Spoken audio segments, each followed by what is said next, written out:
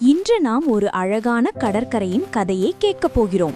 அந்த கடற்கரை பொன்னான மணலால் மின்னிக்கொண்டே இருக்கும். அங்கு ஒரு சிறு குழந்தை எப்போதும் போல மகிழ்ச்சியாக மணலில் விளையாடிக் கொண்டிருந்தது. அந்த குழந்தை மணலை கைப்பிடியில் எடுத்து தூவிக்கொண்டிருக்கும் போது அதன் பார்வைக்கு ஒரு விசித்திரமான ஒளி பளிச்சென்று தெரிந்தது. மணலின் அடியில் ஏதோ ஒன்றோ மின்னியது போல. ஆர்வத்தில் குழந்தை மெதுவாக மணலை அகற்றியது. அதற்குள் ஒரு அழகான மின்னும் சிப்பி கிடந்தது. அது சாதாரண சிப்பி இல்லை, அது நீல ஒளி வீசும் மாயச் சிப்பி. அந்த சிப்பியை குழந்தை எடுத்து பார்த்ததும் கடற்கரையின் காற்றே திடீரென மெல்லிய இசையைப் போல ஒலிக்கத் தொடங்கியது. அலைகளும் மெதுவாக வந்து அந்த மாயச் சிப்பியை வரவேற்றது போல் இருந்தது.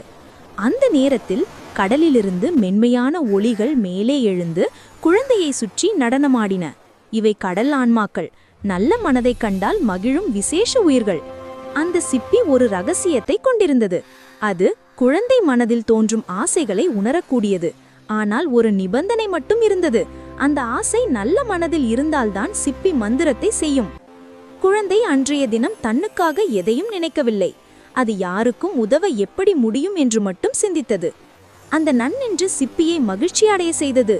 அந்த நிமிஷத்தில் சிப்பியின் நீல ஒளி இன்னும் பிரகாசித்தது. அலைகள் தூரம் வரை தங்க நிறத்தில் மின்னின. கடற்கரையே மந்திரம் போல மாறி ஒரு சிறிய நறுமணம் மிதந்தது.